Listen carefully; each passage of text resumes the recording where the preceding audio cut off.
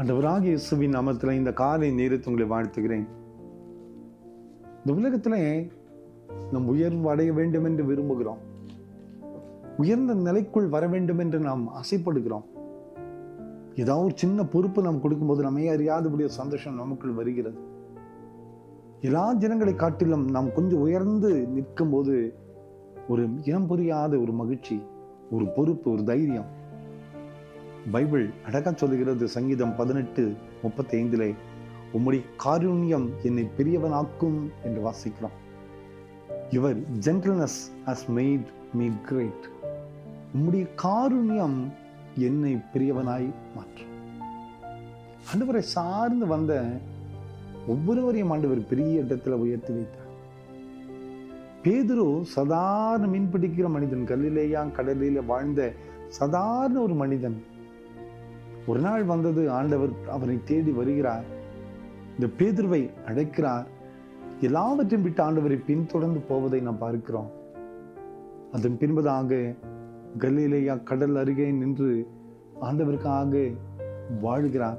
ஆனால் அன்னைக்கு தெரியாதுங்க பேதுருக்கு, இந்த கலிலேயா கடலிலே இருந்த நான் கலிலேயா மலையிலே உயர்ந்த ஜனங்களுக்கு மத்தியிலே கர்த்தருக்கென்று சாட்சியாய் நான் பிரசங்கிக்க போகிறேன் என்று சொல்லி. எவ்வளவு ஒரு அற்புதம்! ஒண்ணுமே இல்லாத குப்பையில் இருந்த பேதுருவை மிக அந்தஸ்தில உயர்த்தின ஒரு ஆண்டவர் தான் நம்ம ஆண்டவர். எவ்வளவு பெரிய ஒரு கிருபை, அவருடைய காருண்யம். ஒன்றுமில்லாத மீன் பிடிக்கிற மனிதனையும், ஒன்றுமில்லாத மெய்ப்பனாய் இருந்த மனிதனையும், ஒன்றுமே இல்லாத தெற்கு வாயினும் மந்த நாவுள்ள ஒரு மனிதனையும் ஆண்டவர் பெரியவராக மாற்ற முடியும் என்றால் இன்னைக்கு உங்களை என்னையும் மறந்து போய் விடுவாரா? மறக்கவே மாட்டார். அவருடைய காருண்யம் நம்மை உயர்த்தி வைக்கும், நம்மையும் உயர்த்தும். இன்னைக்கு முயன்று முயன்று முயன்று முயன்று விழுந்து போய் சோர்ந்து போய் காணப்படுறீங்களா?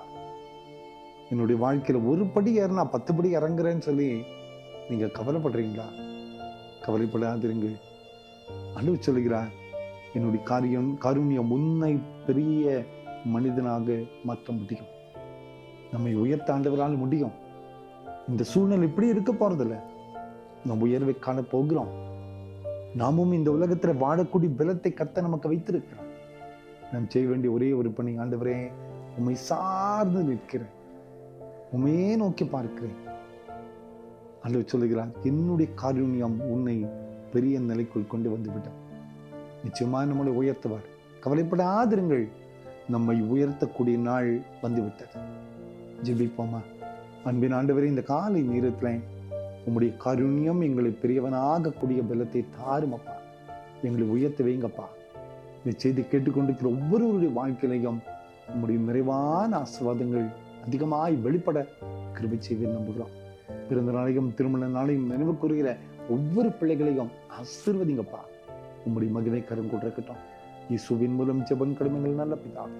ஆமென், ஆமென், ஆமென்.